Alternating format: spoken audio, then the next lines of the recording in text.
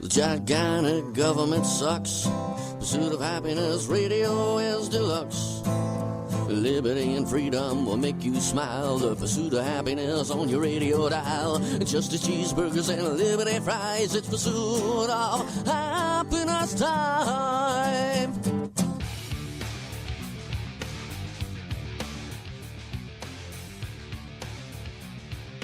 Oh, this is exciting.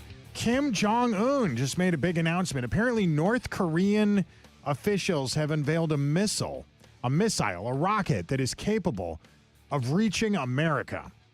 Kim Jong-un was really proud when he made the big announcement. So proud, in fact, he rewarded the top military officials in his country with the highest honor. Food. Yeah, he gave them food. They were really excited about that. Hi, everybody. Kenny Webster. Thanks so much for joining us today on KPRC 950. I should have a lot of guests this afternoon. We are live streaming right now on social media in addition to being on the radio. So we're live-ish. I'll just leave it at that. If you're watching us on social media, you already know where you're at. In the studio with me right now, let me turn a mic on here. Javon, put that mic in front of your face. Javon Evans is here. How are we doing, everyone? You are a young man, but you're a man. You're an adult. You're out of college, is that right? Yes, sir. And you represent a group called TPUSA. That's correct. Turning Point USA. You and I met each other at the Club America rally with Attorney General Ken Paxton. Michael Berry was there, and the kids from Stratford High School. Amazing chapter. For those that don't know, would you tell the story? What happened at Stratford that Absolutely. was so wild? I'm the field representative for the Gulf Coast Territory for Turning Point USA's Club America, which we focus on high school chapters over in this part of the Texas region. Stratford High School, amazing group of kids, very bright. Several future presidents are in that chapter, without a shadow of a doubt. They, as a collective, decided they wanted to start their own chapter. So as a field rep, that's my job, is to help facilitate starting that and growing it. In the midst of getting that chapter started, they had a group me where they were just going back and forth with operational stuff. A parent decided that they were going to go in using a pseudonym or something of that nature, and she doxes the students at Stratford High School. She posts them on a private Facebook group, just a little over 700 members. And if you look, if you're able to get into that group and look at some of the screenshots, I mean, a lot of them are radicals. This isn't just your run-of-the-mill community group. This is leftist radicals doxing minors, doxing children, which Turning Point will never stand for that. So one thing leads to another, and the Attorney General, Ken Paxton, gets involved, and he's like, my office is going to look into this. And that's exactly what they did. And before they even had their first meeting, they had their first event in which Kenny was there. Which we appreciate you being over there with us, and so was the Attorney General. It was a crazy turnout, like thousands of people gathered together so a couple dozen high school kids could become conservatives. I made this point at the rally. I remember being that age. I remember having a short attention span.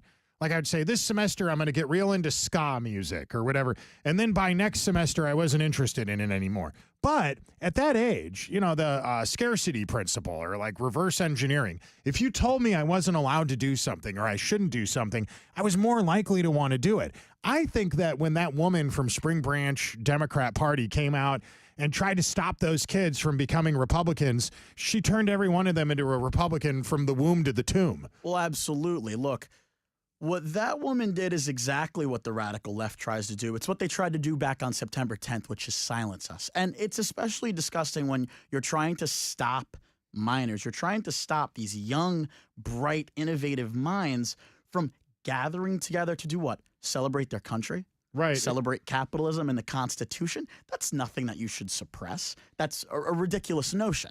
Yeah. You know? So let's talk about you. Javon Evans, how old are you? Where are you from? Who, what, when, where, why? How'd you get here? 24 years old. I'm originally from Eastern Long Island. Love that place, but Texas is pretty great too. And I'm so proud to call Texas home. I've been here just about 4 years now. I moved back when I was 20. I came here in the midst of, or just after COVID, living through it in New York State. It really was as simple as, I got so sick of hearing Governor Cuomo on the TV. And then I got sick of hearing Governor Kathy Hochul on the TV. I got sick of my freedoms being stripped of me back during COVID. And I remember being downstairs with my dad, and I'm like, I got to get out of here, you know? And he's like, you know, I'm like, half to a grand. He's like, all right, then go, move. He's like, I moved out at 18, move. And I'm like, well, you know what? I have free will. I think I'll do just that. And I looked around, and Texas always something in the back of my mind. I felt called to the state. So I packed up my Honda Accord that I had at the time, and and that was that. I began to make a life of myself down here, and only a few months ago is when I officially joined the Turning Point USA team. And I've always said that I truly do feel like that this is exactly where God wants me to be right now.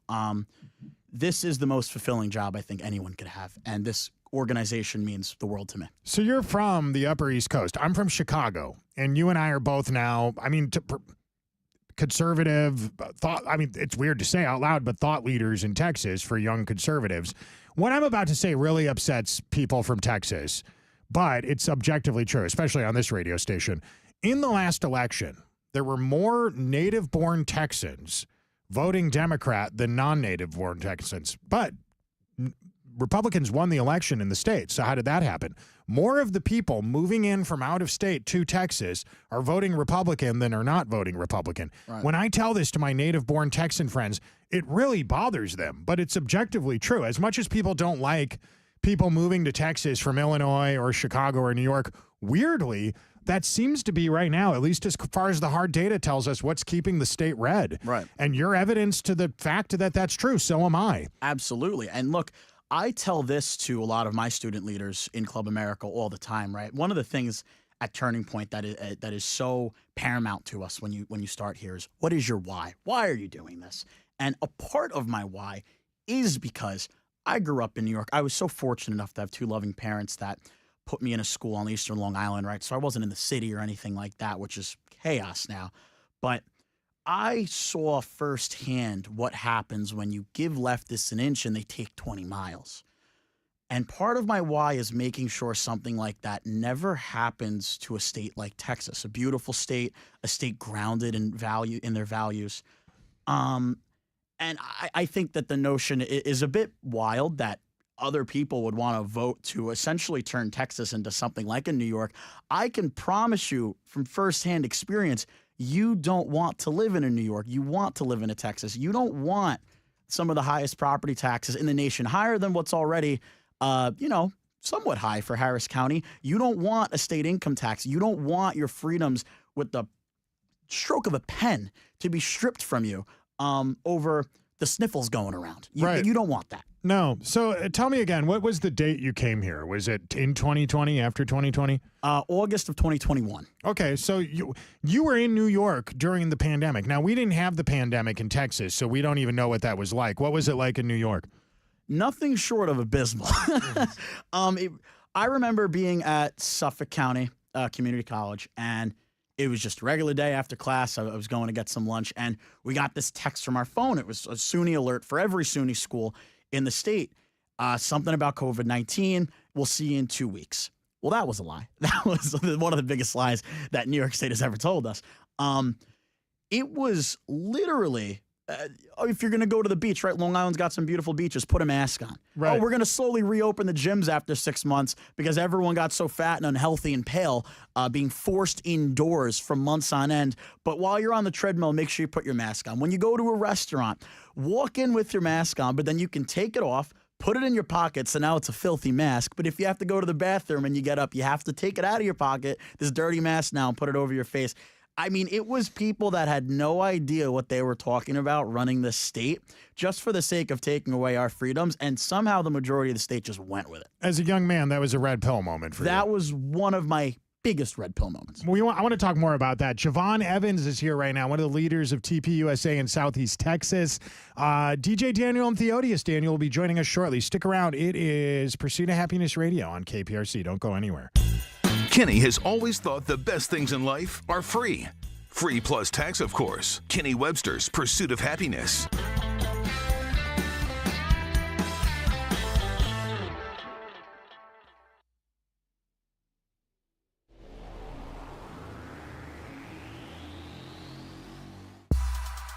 Hey, everybody, we are in between segments now. We should have Theodis Daniel joining us shortly. I think he'll be with DJ Daniel as well. He's going to join us in one short minute. Quick reminder, folks, ilovewj.com. People are shopping for holiday stuff already. Really cool based, red-pilled Walton & Johnson merch, KPRC merch, Pursuit of Happiness Radio merch. Check it out. We're going to keep going. Don't go anywhere. Stick around.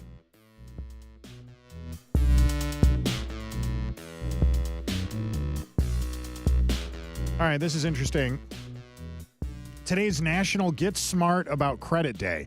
You know, I don't understand who comes up with this stuff, but that's today's fake holiday. It's National Get Smart About Credit Day, probably presumably celebrated by 0 members of Congress. I don't think any of them are going to celebrate that. Hey, I'm Kenny Webster. Thanks so much for getting connected with us this afternoon. I am in studio right now with Javon Evans from TPUSA, one of the young men running the organization here in Southeast Texas. You're in or out of school at this point? Out. And what'd you study? Political science, which was, needless to say, I ended up at Turning Point USA, and we all know Charlie's opinions on higher education and college, so maybe not the most necessary thing in the world. You know what's interesting, Javon? Political science and journalism. I went to the University of Illinois at Chicago, but I started in the same place he did. Harper College, where he didn't stay very. It's a really nice junior college right outside of Chicago. He didn't stay there very long, obviously, because Charlie went off and created this massive, almost like an anti-elitism organization is what I would say TPUSA is. It doesn't discourage people from going to college like some people claim. That's not what it is at all, even though Charlie's path was a little different in life. But it does encourage people to reject elitism or pseudo-intellectualism, which is what you encounter a lot on college campuses. You work with college kids, and I imagine you probably come across stories from time to time about kids getting shamed by college professors. When the kid was objectively correct about the facts, they were put down or denigrated in front of their peers by professional educators. Stuff like that happens a lot, doesn't it? Absolutely. I know that the college rep to the territory we share a big part of has a million stories, whether that's over at the University of Houston or wherever, about things like that happening. And lots of college reps around the company will tell you. We even show you on Turning Point USA's Front Lines account on Instagram and X. You'll have student leaders over on those college campuses that are just tabling, they're just doing their thing, and then a radical leftist student comes, and they're aggressive. They're smacking stuff off the tables. They're trying to flip them over. And in my department with high school, we see similar levels of animosity with that. You'll have teachers and school administrators, public schools, by the way, so they have federal laws they have to follow. Right. But public school administrators and teachers that when these students want to start these clubs, to get around like that Equal Access Act of 1984, I believe, they'll just pocket veto it, essentially, right? They just won't do anything with it. They won't update it. You'll have teachers that'll try to kind of scare the students into submission, right? Hey, this isn't something that your principal or AP is going to approve. You don't want to do this. Hey, we don't want to get all political in the school. But meanwhile, they'll have a Democratic Socialist of America club in the high school, and that's just fine. So I don't understand why they can operate if we don't want political stuff, but a 501c3, which is inherently nonpartisan, can't operate just for students to have a space to celebrate America. Yeah, my red pill moment happened in college for sure. I was going to one of the most far-left universities in the state of Illinois. I didn't understand politics. I didn't know what my political beliefs were. But I sat there and I watched anti-capitalist activists on campus, anti-men activists. And I said, I don't know what I am, but I'm not against me. I'm not against, I grew up Catholic. Like, I might not be some fundamentalist or some evangelizer of my religion, but I'm not against my religion. And I figured out what I was by figuring out what I was not. And I think a lot of people are that way. You are, and, we're on the radio, so some people might not be able to figure this out from just listening to you, but people watching us on social media already know you're a brother. You're not, you're not some, like, white supremacist, neo-Nazi. In fact, you're one of the 1 in 3 black men in Texas that voted for Donald Trump. We hadn't seen that in decades. Yeah. For a long time before Trump, the Republican Party was a white political party. And even Catholics were kind of a minority in that party. Times have changed, right? Opinions vary. The political landscape shifts. You're kind of a contradiction according to what the left says about people on our side. But here you are right in front of me. Absolutely. And look, we see stuff like that, especially me, all the time. Just the other day, I was going through my Instagram comments, and you get called everything under the book, right? An Uncle Tom, or this, or that. Whatever. I love, you'll get the occasional argument on X, and I guess someone just doesn't look at my profile picture, and they'll call me a white supremacist. I'm like looking at my hands, I'm looking in the mirror. I was like, oh, I must be a really tan white guy, right? But I must be a Sicilian.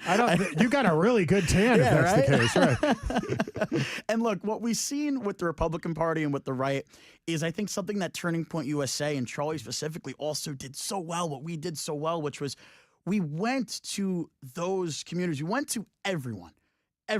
Grassroots activism is the name of the game for Turning Point. And we said, look at what the left has promised you for years and years and years on end, and they've not delivered on any one of those promises.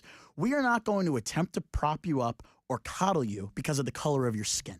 We're doing it based on your merit, based on the context of your character.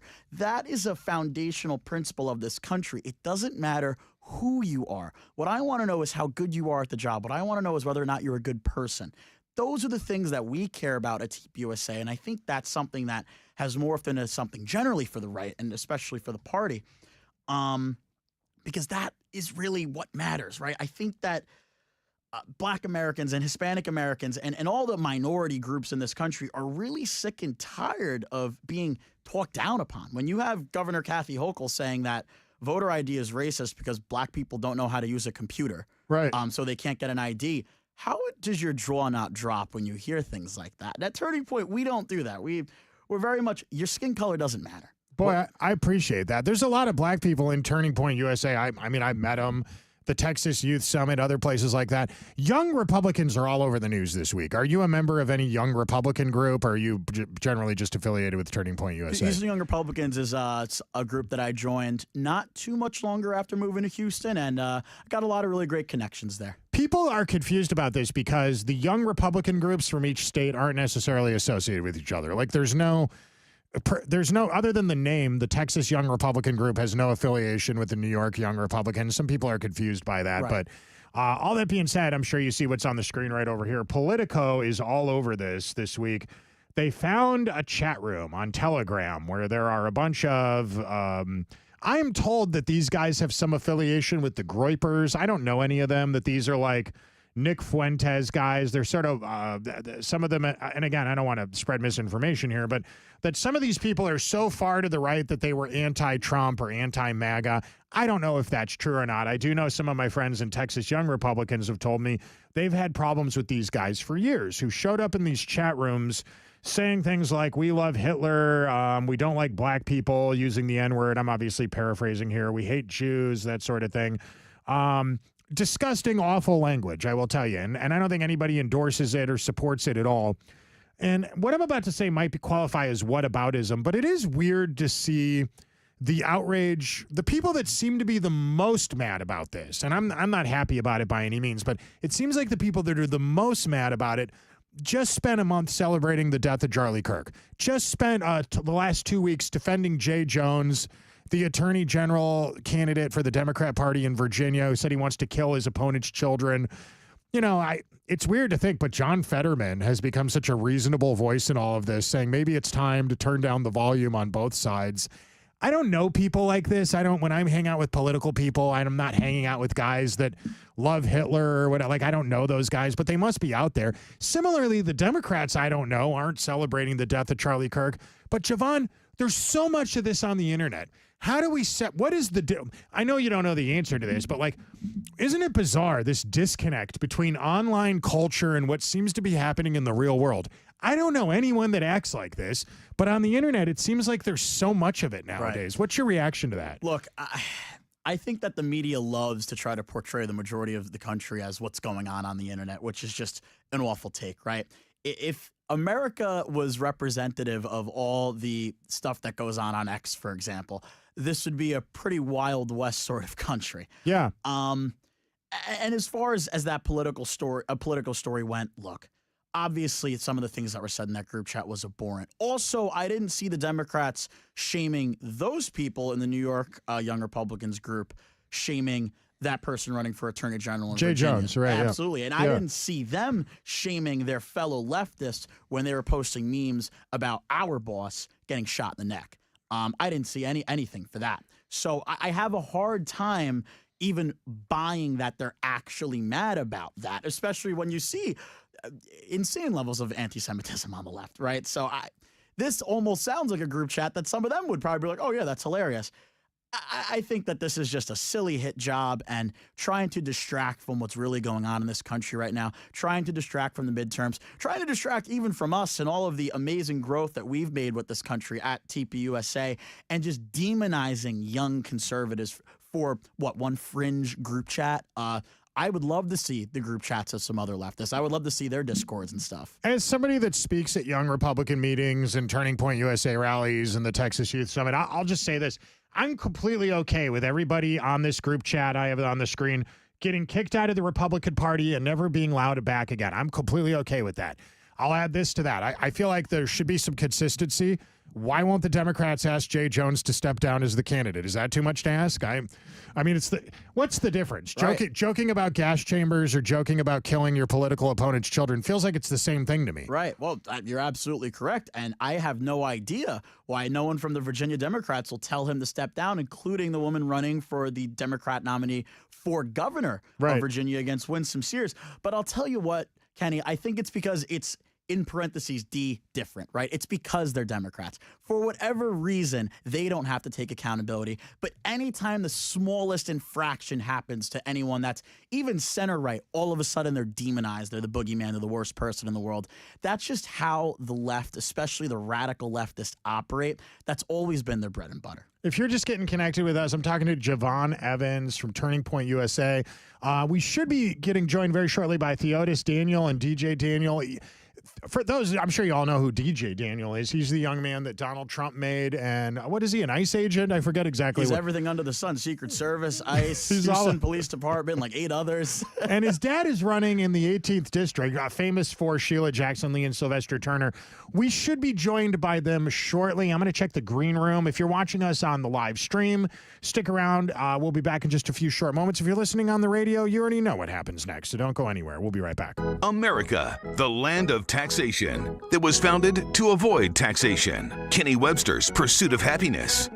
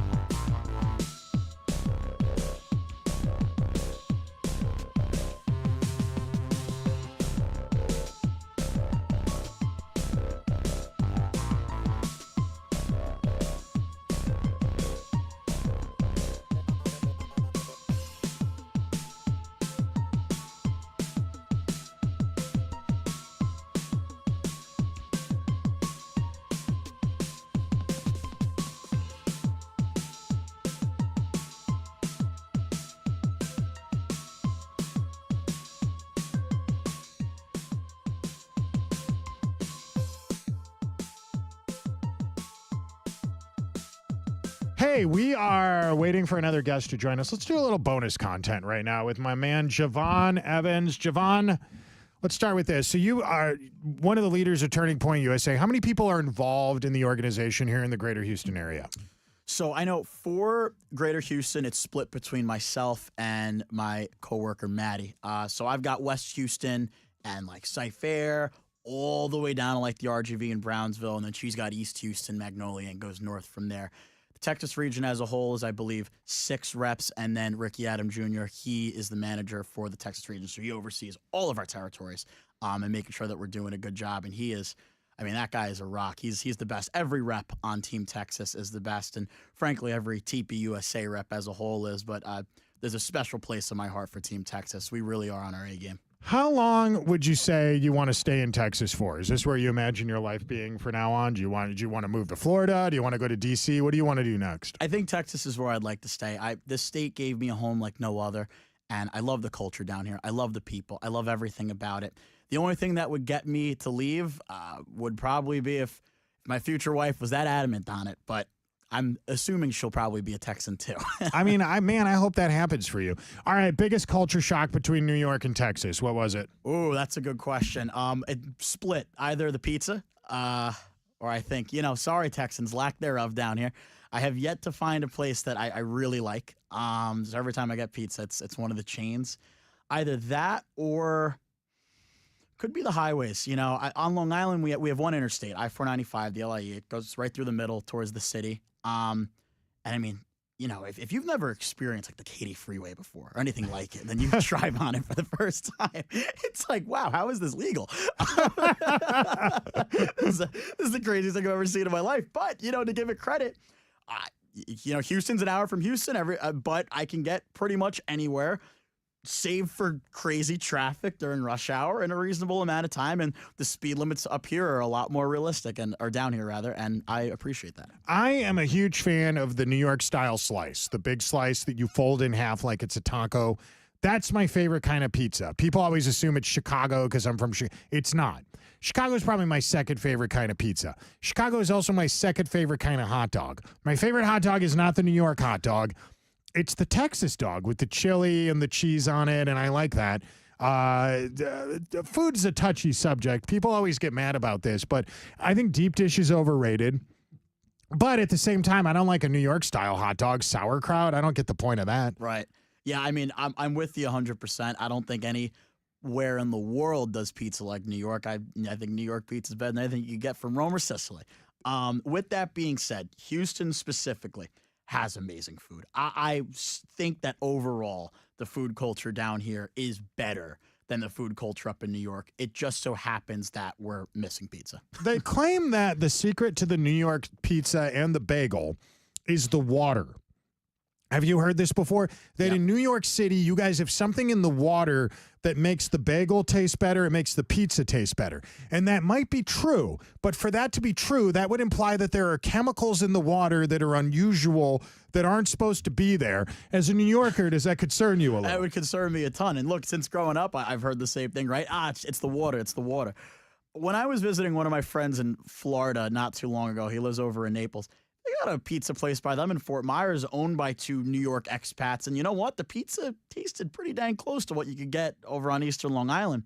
So I'm not sure that it is the water. I really do think that if you have someone opening up a pizzeria in a Texas, for example, and they're from New York, there's a decent chance that their pizzeria just wasn't all that popular in New York, and that's why they moved. Because if it was that good, they would have no reason to close doors back up there. So they're already bringing subpar pizza down here, and then it's probably a lot harder to source the ingredients that you use in New York. I don't know why, but in Houston, we have a chain of pizzerias called Russo's Pizzeria that claims to be New York style. Have you tried this yet? Have you ever been to Russo's? I want to say, is this over in Clear Lake by the HEB on El Dorado? They're all over the place. They're in Katy. And if you look around on here, I'm not seeing it right now, but it's my understanding that they also have locations in Dubai. They may not have it anymore. I don't know.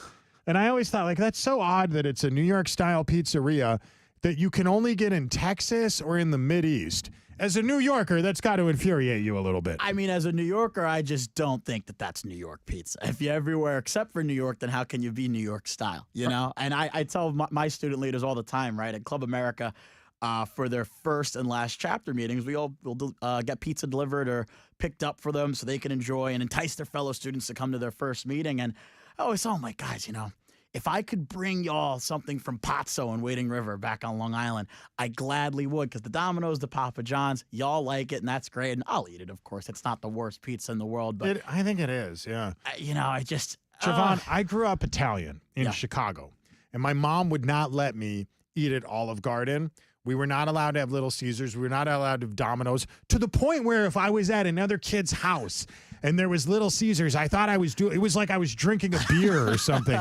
Am I going to get into trouble for this? And I liked it, but then as an adult, I remember eating that pizza again and thinking, man, Mom was right. This is garbage ass pizza. Nobody wants Little Caesars. You don't order Little Caesars. You settle for Little Caesars. It's a settle pizza chain. Couldn't agree more. My father's also Italian, so he's never taken me to Olive Garden a day in his life. He can cook way better than Olive Garden could. His chicken parm is everything that he does is delicious. So I can definitely attest to that. So break it down for me. So you're half Italian, half black. So you are Martin Luther King Jr.'s dream. Literally. And I grew up, you know, I'm a little older than you. I grew up being told, don't meritocracy, don't see race, don't judge people based on that.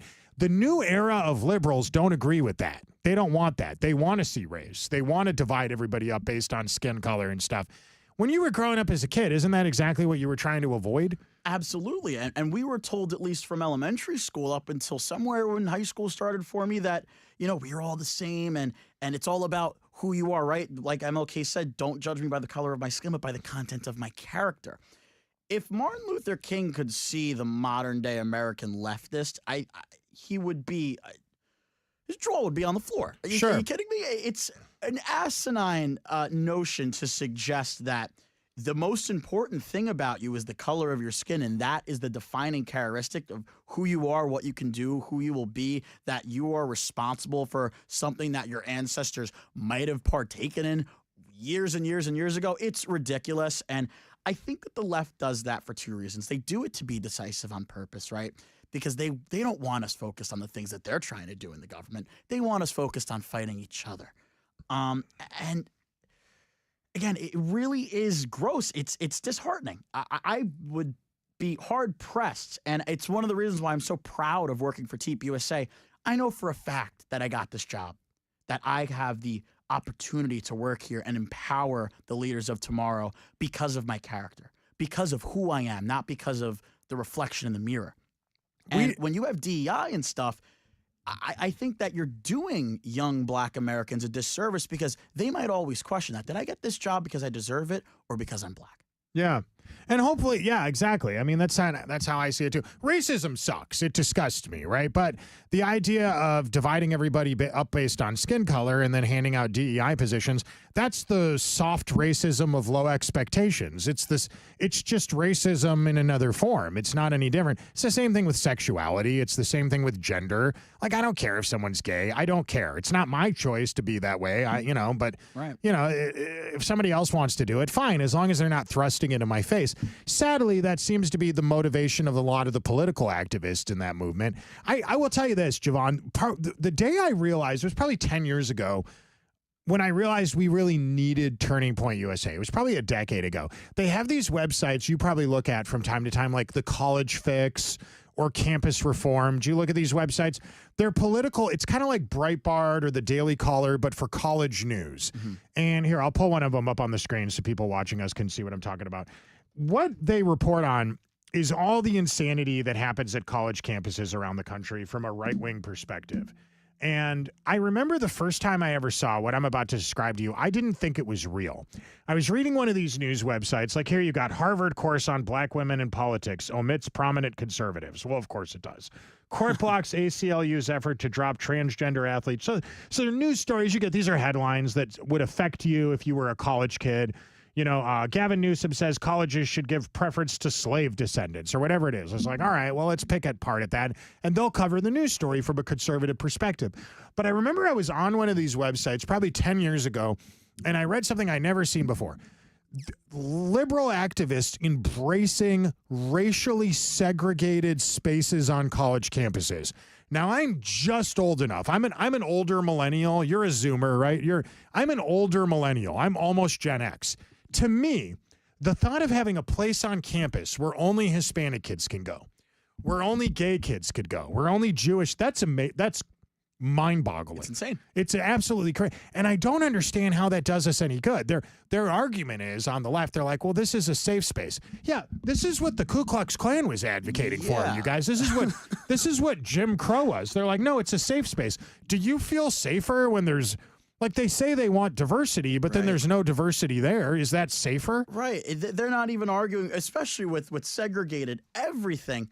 What was the point of the civil rights movement then? I guess we wasted all that time for nothing if that's what y'all want to go back to.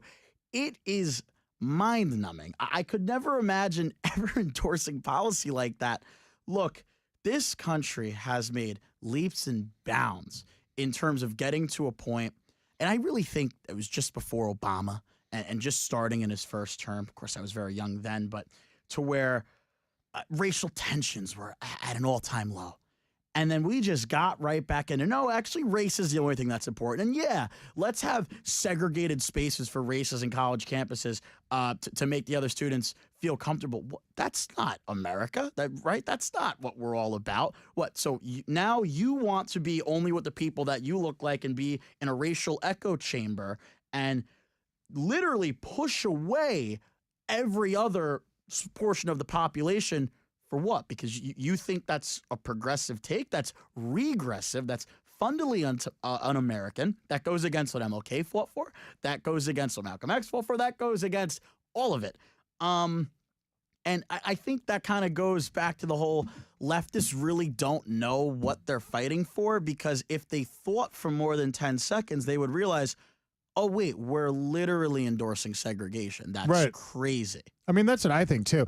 Most leftists don't have principles. Their principles are whatever the opposite of our principles are. 10 or 15 years ago, leftists were for border security. 20 years ago, they were against war. I'm fervently anti-war. I don't like the military-industrial complex.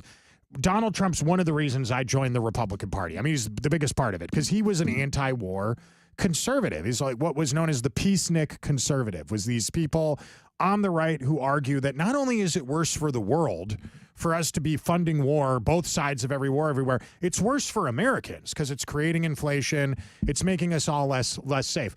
Democrats today love war. They love the Russian-Ukraine war. I was at a concert last night at White Oaks Music Hall. Have you been there yet? Not yet. It's a cool music venue. There's a club inside, and then there's a big outdoor lawn area. So they'll book bands, DJs, rappers, whatever it is.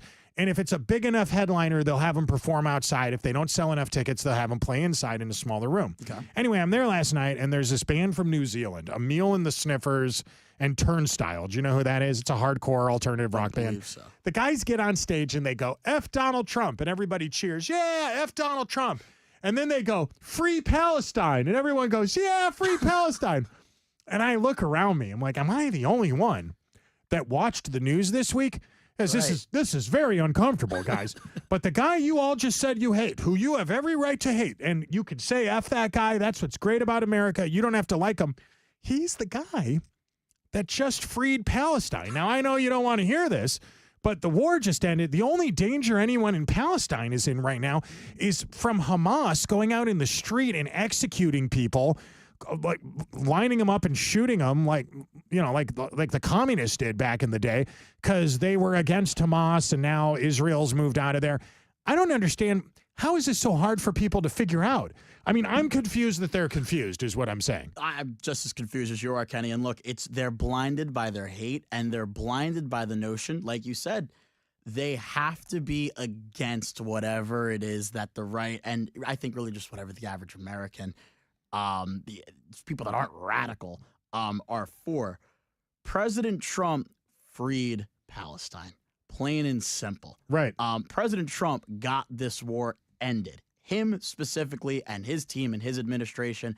If Biden could have done it, he would have done it. He couldn't do it, and that's why he didn't do it. So for all the Free Palestine soldiers, I don't know why. You should put a MAGA hat on right now. You should be jumping for joy. But this is also I think something that most people that were, social media activists for the whole Free Palestine movement, they had no idea what they were talking about. This is a spiritual war that goes back since before the time of Jesus, right? So this has been going on forever. They have no understanding of Right. that. Jews versus Arabs. Yeah. Literally. Yeah. And so they just jumped on it because I think a lot of people on the right initially were so, hey, after October 7th, that's a horrible thing that happened to Israel, which it was. We should be there for them and on their side at this point. So they just go, oh, well, if that's your side, then the side we're picking is Palestine. And in turn, we will be apologists for Hamas. We will be apologists for a terrorist group, which is crazy. Sure. That's how you're so blinded by your distaste for the average American and for those on the right that you are apologizing for terrorists. I can't even begin to fathom where your head's screwed off, right, to think like that. Yeah, there's a lot of that going on lately. Do you get what the Nova Music Festival was, the thing that started the whole war? These people were hanging out in the desert in Israel. I mean, a lot of it's the desert, right? There's cities, and it's not like there's a lush rainforest there, but they're out in the desert. It's basically the Israeli equivalent of Burning Man. It's called the Nova Music Festival, and they have DJs and techno and house and drum and bass and EDM and whatever. And all of a sudden, these are young people at a music festival, presumably using illicit substances, alcohol and marijuana at best, probably psychedelics. Who knows what they're doing out there? And all of a sudden, they look up at the sky, and paratroopers start coming down at them. And, this is Hamas. They're coming. And what happened next was a horror movie. Murder, rape, kidnappings, people's limbs being ripped off, terrible stuff, right? Attempts by journalists that were there on the ground to downplay it, like Al Jazeera, for example. Time passes, the war becomes the top news story everywhere on earth, and suddenly you find yourself back in festival season again in America. Coachella, Lollapalooza, Austin City Limits, all these things popping off all over the country. And what do you see there in America? Anti-Israel activists. Now, look, Javon, I'll tell you, I'm not one of these hardcore, diehard, bleed for Israel, send more money to Israel guys. I'm not, right? My position on most wars is we should be very reluctant about getting more involved. Right. But it blows my mind that these young people at festivals in America, music festivals, are out screaming Free Palestine from the river to the sea, Antifada, like basically shouting the same things Hamas is shouting, not realizing the contradiction here, the very bitter irony that they're doing the thing that people in Israel were doing while the war started, when the murder started. These people were at raves, they were listening to electronic music, they were at a music festival on a warm, hot day, scantily clad out in the middle of the desert, and all of a sudden, Islamic terrorists came down and started murdering them. Imagine that's how the war started, and then 6 months later, 12 months later, you find yourself in America hanging out with a bunch of hippies at a music festival saying F Israel. Israel was doing what you guys are doing right now when the war started. There's no music festival in Palestine. There's no Burning Man equivalent, and there's no Coachella, Palestine. Do people your age understand that? I think some do, but not the majority. And if it is the majority, it's a slim majority, which is concerning. And that's a big reason why Turning Point USA exists, right? We're here to educate and empower the youth. TPUSA College does that in college campuses, and Club America, who I represent, does that in the high schools. It is very disheartening when you see people so soon after the October 7th attacks, not just pro-Palestine, but vehemently anti-Israel. And you could feel however you like about that nation and about their government, but like you said, that could have been you. We have these festivals here all the time, and when that happened, we were under the Biden administration. Our border was wide open. Right. Honestly, I thank the Lord every day that didn't happen here, that didn't happen at an Austin City Limits or at a Coachella or at a Burning Man. It is a mixture of online propaganda and just a lack of education on the subject, because people, they always have to hop on a side. It's always hop on the side and put the hashtag and flag in your bio and the little Pinterest graphic that you upload to your Instagram story first, and then maybe get yourself educated down the line when the next big thing happens. So who even cares anymore? Yeah. Hey, if you're just getting connected with us, we are live streaming right now. I'm here right now with Javon Evans. We should be getting joined very shortly by Theodis Daniel any minute now, hopefully. We are going to take a short break, and hopefully he joins us shortly. If you're watching us live streaming, if you don't mind, hit the retweet button, hit the share button. We will be back in just a short moment with more of what you bought a radio for, so stick around.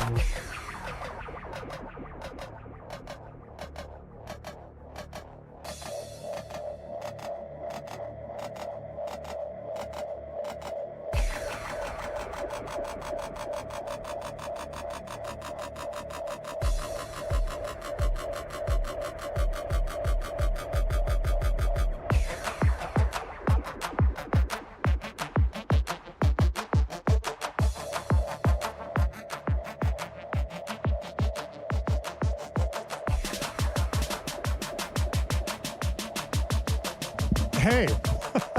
Hi, everybody. Where were we? Oh, yeah, this is interesting. Really exciting stuff happening here. We are told that Walmart is partnering with OpenAI to let customers search for and purchase products directly from ChatGPT. They can also ask ChatGPT to recommend the Walmart bathrooms that are best suited for cooking meth in. And I think that's great that they're doing that. I think that's really awesome. Javon Evans is in the studio right now. Javon, you are, you're a young conservative. You're a right winger. You're a TPUSA leader. You're also a Christian. Did you ever find, like, you just heard me tell an off-putting joke, right? You obviously listen to comedy. You listen to secular comedians. You listen to secular music and stuff like that. Of course. People that obviously don't share your political opinions, that probably do comedy, or actors, musicians, stuff like that. How do you separate your political ideology from just basic run-of-the-mill entertainment? Well, I think it's very simple. Outside of something that is just so vehemently trying to be an activist song or something, for the most part, look, if a joke is funny, a joke is funny. If I find it funny, I'm going to laugh. We don't have to agree on everything for me to find someone funny.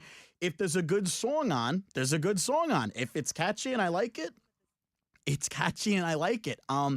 I don't personally need every single human being or artist that I spend some time listening to or be entertained in to agree with me 100%.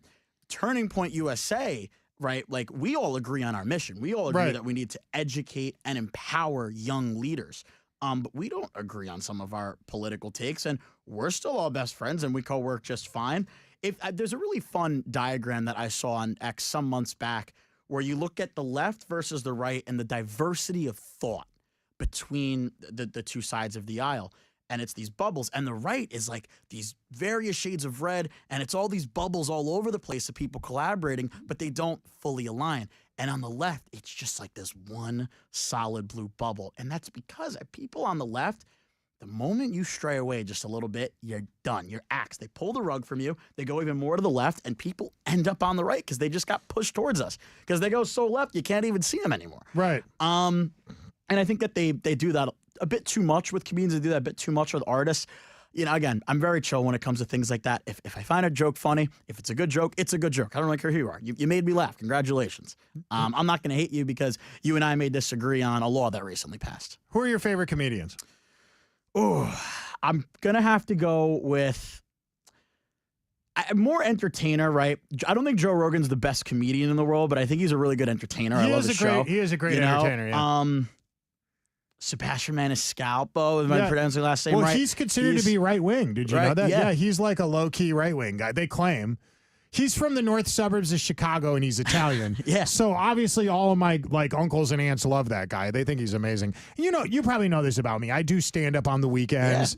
Yeah. I produce music for fun. I'm an electronic music DJ. And some of my friends from the comedy scene asked me not long ago, Kenny, how can you like Dave Chappelle if he makes fun of Donald Trump? Oh, he's great. Dave Chappelle's great. I think he's a genius. Well, he makes fun of people on both sides. Or they'll say that about South Park now. They're like, this season of South Park, all they did was make fun of Charlie Kirk and Donald Trump. Well, Charlie Kirk thought it was funny. Thought it was hilarious. He thought it was funny enough to change his profile to Cartman or whatever. I always try to tell him this story. Back when I was your age, I was working in Chicago for a promotional company. And we were promoting a new TV show on HBO called Entourage. Do you know what Entourage was? Don't believe so. It was this TV show on HBO about these four guys. Two of them were brothers. They were from Boston. They were new in Hollywood. They didn't fit in with Hollywood. They were like regular guys, and one of them became a famous actor overnight. And the weird things that would happen to them, meeting celebrities and porn stars and rockers and, you know, and that's what the show is about. And while we were getting paid to go out and promote the TV show, we organized nightclub events, art shows, like exclusive things that you could only get into if you had one of these HBO VIP passes that they were having us pass out. And so one of the things we were able to do was organize an art show featuring exclusive art from Salvador Dali that nobody else had. We met this woman who had a bunch of paintings that Salvador Dali made for her when she was a young woman. And so do you know who Salvador Dali is? He's this famous artist. I have some of his images up on the screen here. He was a great surrealist, very famous surrealist. And this young woman that we met when we were living in Chicago had all these drawings that were gifted to her because her father was an art dealer and she was a 13-year-old girl, and Salvador Dali was very interested in her. Now, the drawings, when we went and organized the event that she had all over this gallery, were pictures of a young woman who was not wearing clothing. Now, this is where it gets a little complicated, Javon. I appreciate Salvador Dali's art. Right. His art is in some of the most famous art galleries in the world. The Modern Museum of Art, the Contemporary Art Museum in Chicago, the Museum of Fine Arts here in Houston, the Menil Art Gallery, some of the most famous art galleries anywhere on earth, exclusive stuff. And I am standing here with a woman who was clearly painted naked by this guy when she was a preteen, right? Pretty creepy. And I had this realization. Salvador Dali, one of the most famous painters who ever lived, was probably, by modern day standards, probably, at least from what I'm being told, a predator, right? Yeah. How do you separate the art from the artist? Well, you kind of have to. So if there, this is a long way to get to where we're going here, but so the response I always give to people when they ask me is like, well, how can you like a comedian if he doesn't share your political beliefs? How can you like a musician if he doesn't share your political beliefs? I would assume most reasonable people don't think it's okay for a 40-year-old man to have a sexual relationship with a 12-year-old girl. Yet, amazingly, Salvador Dali's art is up in art galleries all over America, all over the world, and nobody really has a problem with that. Right. Am I supposed to care if, Taylor Swift, not that I'm a fan, voted for Joe Biden? That just doesn't matter to me as much. No, and it doesn't matter to me either for the most part. Look, I think another really, at least a personal example for me, one of the best, I don't even just think artists, I think one of the best, for discographies and producers of our time has been and always will be Kanye West. This guy made The Life of Pablo. This guy made My Beautiful Dark Twisted Fantasy. This guy made Graduation. Right. He also went off the deep end. Lost his mind. Lost his mind, absolutely. Has some pretty abhorrent takes that I don't agree with at all. Does that mean that I didn't listen to St. Pablo on the way here? No, of course I did, because he wasn't as crazy then, and it's an amazing song. I can absolutely listen to Kanye West without having some of the mind-boggling and horrendous takes that Kanye West has. And I think that would be similar for something like Salvador Dali, right? Disgusting that he was a pedophile. Also, that melting clock right there is one of the craziest pieces of artwork that I've ever seen. Sure. Yeah, it's genius, right? Yeah. It's especially at the time, but also it was probably created by a predator. Right. Do we take it down off of the walls of the Modern Museum of Art in New York? I would assume no. It's still a brilliant painting. Unfortunately, you've got to separate the art from the artist. Kanye West, probably the greatest rap producer who ever lived. Yeah. We're really alienating some of the baby boomers. They don't know what we're talking about. But this is an important conversation to have, I think. I also wonder this. What year were you born, Javon? 2001. Okay, so you probably don't remember Katrina. You were like 6 or 7 years old. When Hurricane Katrina happened, all these famous celebrities got on TV. And they did an infomercial, like a telethon. That's what it'd be called. Just the Kanye thing? Yes, so you're aware of this. Yeah. He's sitting there with Saturday Night Live's Mike Myers, and Mike Myers is reading from the teleprompter, and then the camera goes to Kanye, and Kanye goes, "George Bush hates black people." Yep. And this shocked people, because nobody was expecting anyone to make this political. Oddly enough, Javon, 20 years later, everything's political. Yep. If that happened today, nobody would be shocked that a Hollywood celebrity said Donald Trump hates black people. Nobody would have even batted an eye. Yep. But 20 years ago, that was a pretty crazy thing to say. Now, at the time, Kanye was considered left-wing. At some point, he switched to the right. And then he went to the way far right, and then he started writing rap songs about having gay sex as a kid. Or it's like, I got to assume, and I know you're not a psychiatrist, you don't know the answer to this. I've got to assume probably drugs or something. It can't just be that he's crazy. Right. Right? To have that vast, like, all those rapid switching opinions, and became very religious, then started producing pornography. Like, can somebody help this guy? Does no one know? Is there no one that loves him enough to figure it out? It's got to be a mixture of things. I've heard many a time that he was addicted to nitrous, right? Laughing gas that they give you at the dentist. Right. And that was a big one. He's always been bipolar. He even has that album, I'm bipolar and it's awesome, or whatever it is. Or I hate being bipolar, it's great. And it's like, of course, he lost his mother, and that was the closest rock and foundation for him over anything. He divorced Kim Kardashian. Whole bunch of things hit him in life, and I just think that he was surrounded by enablers of outlandishness and tomfoolery, to be frank. And it's a sad case of what happened to Kanye. He does need help. I wish that he would come back and see the light. Did I think that Jesus is King was his best album? No, but did I think that it had some of the best messaging? Absolutely. I'm a Catholic. I love an album that at least attempts to shine light on the gospel. Nothing wrong with that. I want that Kanye again. I'm a Catholic as well. I want to talk to you about that when we get back from break. Pope Leo and a lot more. Javon Evans is here, one of the leaders of Turning Point USA in Southeast Texas. Don't change the channel. We'll be right back. Pursuit of Happiness Radio coming out your speaker. This is Kenny Webster's Pursuit of Happiness on KPRC 950, Houston. Hey, everybody. We are recording some segments that are going to air later this afternoon. Unfortunately, Theodis, Daniel, and DJ are running late. We have just rescheduled them for Tuesday. Apparently, they were having it was a scheduling conflict. I don't know exactly what happened, but he'll explain it. They'll be back on Tuesday at 11 a.m., but that's fine. I got my guy Javon Evans here right now. While we are in this quick break, a quick reminder to you guys, ilovewj.com. We are stacking the website with new merch for the holidays. You're going to want to get some. Go to our website today, ilovewj.com. Department of War stuff, Doge stuff on there, Gulf of America stuff, so much cool merch. Check it out. Quick break. Hang on.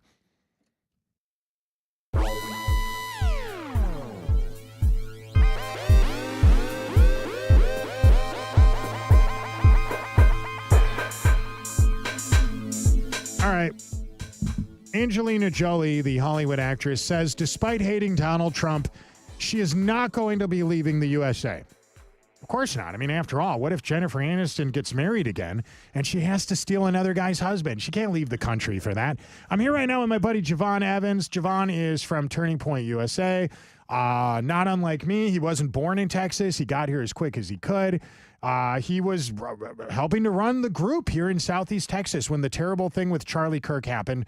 You're too young to remember Andrew Breitbart. You know what Breitbart.com is? Definitely know who that is and what Breitbart.com is, but I don't personally. For millennials, when Andrew Breitbart, for millennial conservatives, when Andrew Breitbart died, it wasn't quite the same thing as when Charlie Kirk died for you guys, for the Zoomers, but it was a big deal. Andrew Breitbart is the reason I moved to Texas. Well, he was one of them. I was living in Chicago. I was a little older than you. I was in my mid to late 20s, and I got to eat lunch with Andrew Breitbart. And I was working at a conservative news talk station there. I was a DJ on a morning radio show. Andrew Breitbart and I went out to lunch together ironically, at a Cajun food restaurant, which would probably make, in Chicago, which would make some of our New Orleans listeners' heads explode if they ever saw the menu. We thought it was delicious, but to people in New Orleans, they would probably think it was sacrilegious, but I digress. So we're hanging out and we're eating, and Andrew is always famous for saying, politics is downstream from culture. Do you get what that means? Yeah. Of course you do, right? Like, what happens in music and entertainment and Hollywood and sports, putting Black Lives Matter in the end zone or whatever it may be, this stuff actually affects it affects elections a lot more than some politician going to a rally and doing a rant about illegal immigration does. But anyway, back to the lunch. I'm eating lunch with Andrew Breitbart, and I just asked him this straightforward question. I feel like Chicago's a dead end for me. I feel nothing here. I don't get along with these people. I'm thinking about moving down to the South. And he was kind of the reason I ended up doing it. He talked me into it. He said, you know, your life starts the minute you make that decision. He's like, whether you choose to go or not, it's the right decision. If you stay here, you know, you stay here. You figure it out. If you go down there, it's the beginning of a new adventure. It was one of the best decisions I ever made. Javon, you kind of remind me of myself a little bit. You're in your 20s. You moved down here from a blue state up north. You obviously seem to like Texas more. Did you have a moment like that where you just realized, fine, I'm going to go to Texas? Yeah, I mean, COVID, again, was definitely the biggest one. Just seeing our liberties and our freedoms get so easily stripped away from a faceless state government was scary. You know, it was petrifying in a sense. And I don't ever want to experience anything like that ever again. And I don't ever want that for Texas. Even throughout high school, right? Listening to Charlie Kirk, Ben Shapiro was a big one at the time. I think probably pulled me into becoming more grounded in my conservative values. And then from there, I find people like Charlie Kirk, like Michael Knowles, to where I love listening to them. And I loved listening to Charlie. I work for his organization, and I'm so proud of doing so. But yes, the culture is paramount to Turning Point's mission. Charlie was adamant on taking back the culture, right? TPUSA is not just for educating students on the Constitution, on free markets, and on America, though it is, right? Those are the three big things for students, right? You're in Club America. You're a chapter leader with Turning Point with Club America because you believe that America is the best country on the planet. You believe that the Constitution is the best written governing body anywhere in the world, and that capitalism has brought more humans out of poverty than any other economic system in history.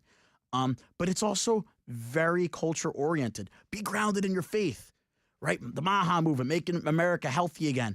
And of course, the big one from Charlie, right? What's something that how can you be happier? Well, why don't you go out, get married, have more kids than you can afford, and live a virtuous, healthy lifestyle. I subscribe to that notion. Just about everyone at Turning Point USA subscribes to that notion. That's what we want to do.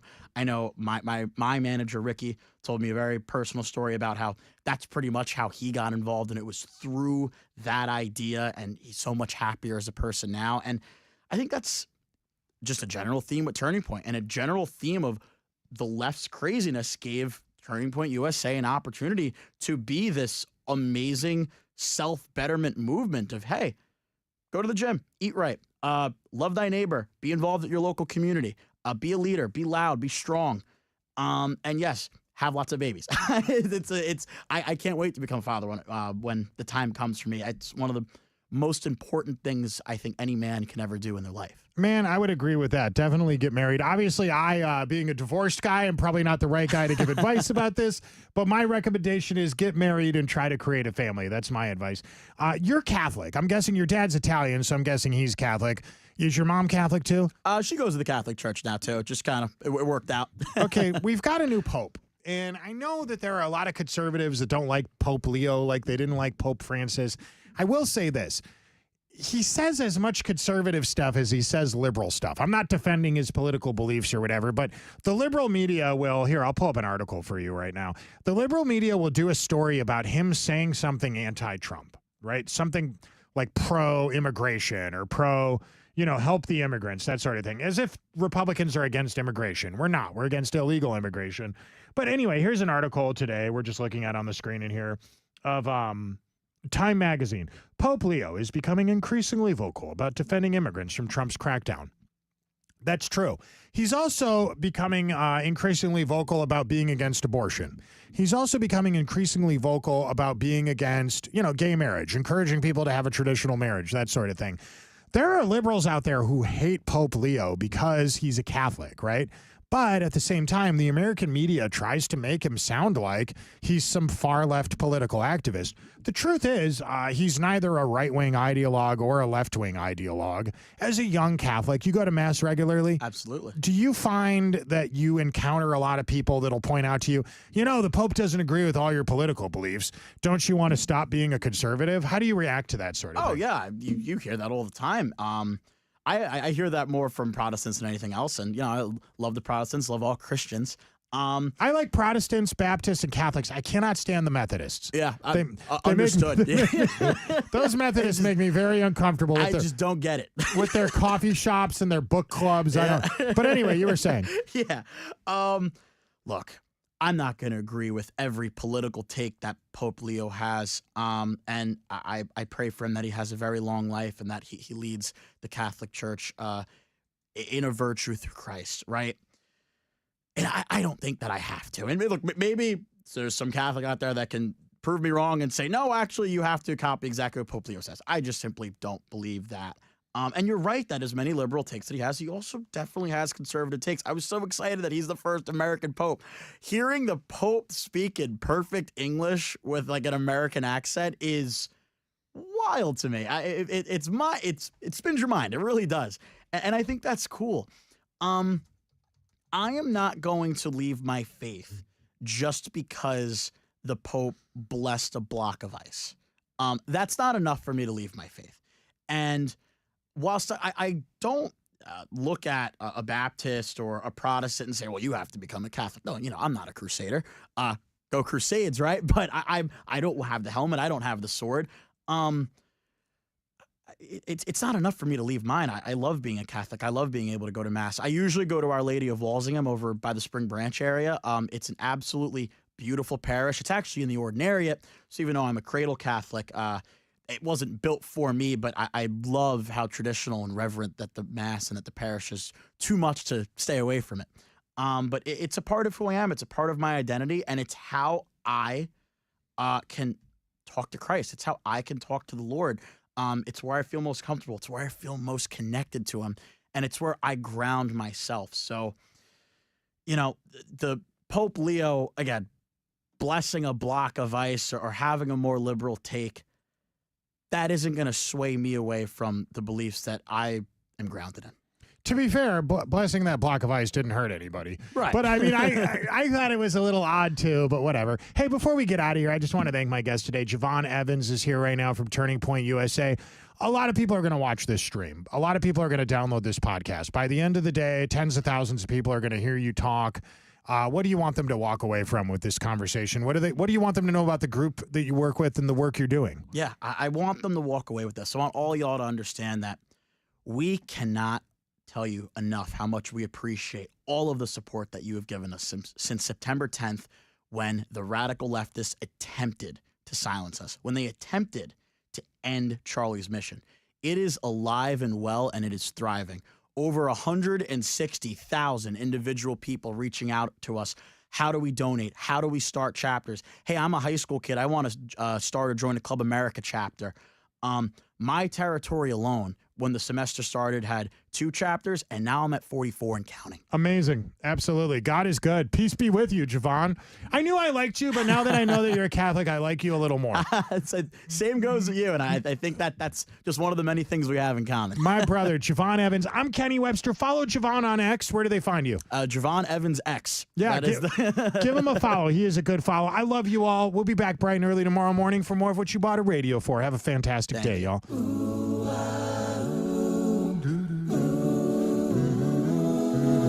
You are listening to the Pursuit of Happiness Radio. Tell the government to kiss your ass when you listen to this show.